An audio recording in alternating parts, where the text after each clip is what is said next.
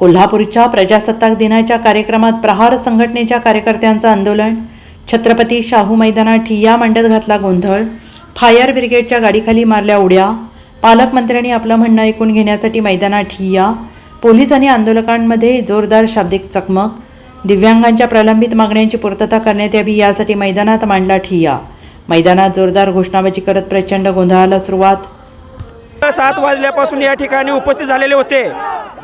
पालकमंत्र्यांना या ठिकाणी निरोप दिलाय म्हणून सांगण्यात आला, पण पालकमंत्र्यांना निरोप देण्यात आला नव्हता. दिव्यांग उभा होता 787, पण यावेळी अपंगांचा संयम तुटलेला आहे, संपलेला आहे. अपंगांना 6000 पेन्शन मिळाली पाहिजे हे निवेदन देण्यासाठी अपंग बांधव या ठिकाणी आले होते, पण याची कल्पना जिल्हा प्रशासनाने पालकमंत्र्यांना दिली नाही. आम्ही या घटनेचा तीव्र निषेध व्यक्त करतोय. यावेळी अपंगांचा संयम तुटलेला आहे. अपंग खरं तर सकाळी 7 वाजल्यापासून या ठिकाणी उभे आहेत आणि अपंगांचं निवेदन स्वीकारलं जाईल, अपंगांना येऊन संबोधले जातील, त्यांना आश्वासन केले जातील असे आम्हाला कल्पना दिली होती.